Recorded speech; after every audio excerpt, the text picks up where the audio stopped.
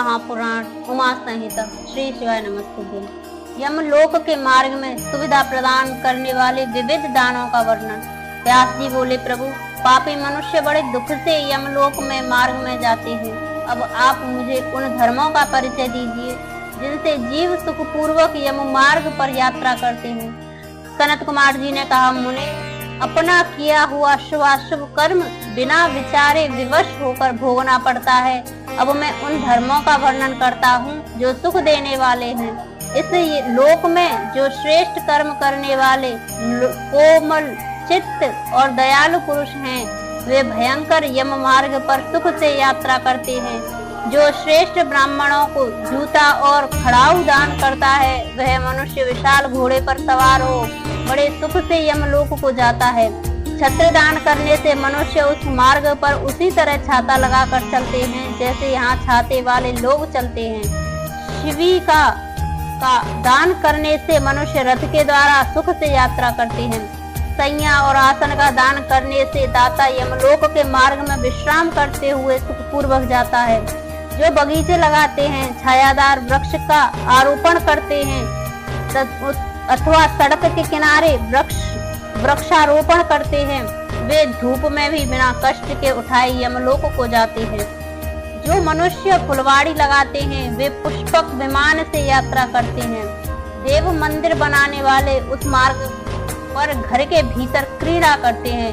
जो यात्रियों के आश्रम का निर्माण कराते हैं और अनाथों के लिए घर बनवाते हैं, वे भी घर के भीतर क्रीड़ा करते हैं। जो देवता, अग्नि, गुरु, ब्राह्मण, माता और पिता की पूजा करते हैं, वे मनुष्य स्वयं ही पूजित हो अपनी इच्छा के अनुकूल मार्ग द्वारा सुख से यात्रा करते हैं।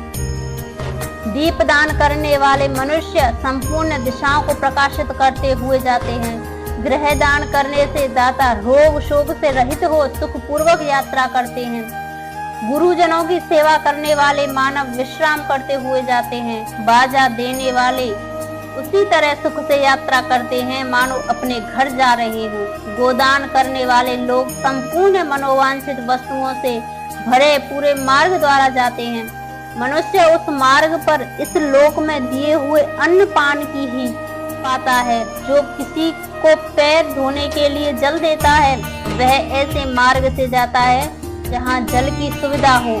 जो आदरणीय पुरुषों के पैरों में उबटन लगाता है, वह घोड़े की पीठ पर बैठकर यात्रा करता है। व्यास जी, जो पाद्य अभ्यंग अंग राग दीपक अन्न और घरदान करता है, उसके पास यमराज कभी नहीं जाते। स्वर्ण और रत्न का दान करने से मनुष्य दुर्गम संकटों और स्थानों को लांघता हुआ जाता है। चांदी, गाड़ी, धोने वाले बैल और फूलों की माला दान करने से दाता सुख पूर्वक यमलोक में जाता है। इस तरह के दानों से मनुष्य सुख पूर्वक यमलोक की यात्रा करते हैं और स्वर्ग में सदा भांति भांति के भोग पाते हैं। सब दानों में अन्न दान को ही उत्तम बताया गया है, क्योंकि यह तत्काल तृप्ति प्रदान करने वाला, मन को प्रिय लगने वाला तथा बल और बुद्धि को बढ़ाने वाला है। मुनिश्रेष्ठ, अन्नदान के समान दूसरा कोई दान नहीं है, क्योंकि अन्न से ही प्राणी उत्पन्न होते हैं और अन्न के अभाव में मर जाते हैं।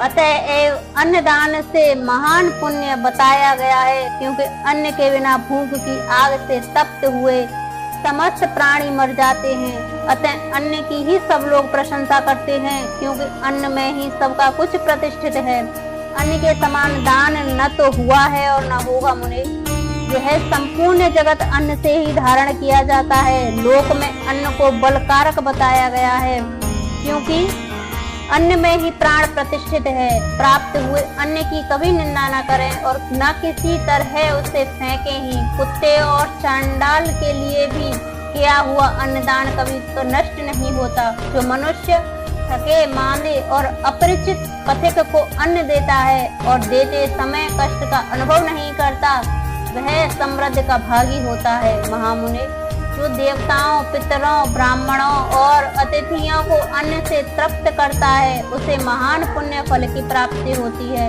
अन्न और जल का दान शूद्र और ब्राह्मण के लिए भी समान रूप से महत्व रखता है।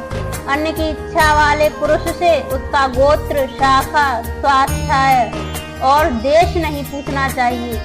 अन्न साक्षात ब्रह्मा है, अन्न साक्षात विष्णु और शिव है, इसलिए अन्न के समान दान न हुआ है और न हुआ। जो पहले बड़ा भारी पाप करके भी पीछे अन्न का दान करने वाला हो जाता है, वह सब पापों से मुक्त होकर स्वर्ग लोक में जाता है। अन्न, जल, घोड़ा, गौ, वस्त्र, शैया, छत्र और आसन, इन 8 वस्तुओं के दान यमलोक के लिए उत्तम माने गए हैं। इस प्रकार दान विशेष से मनुष्य विमान पर बैठकर धर्मराज के नगर में जाता है, इसलिए सबको दान करना चाहिए। महामुनि, जो इस प्रसंग को सुनता अथवा श्राद्ध में ब्राह्मणों को सुनाता है, उसके पितरों को अक्षय अन्न दान प्राप्त होता है।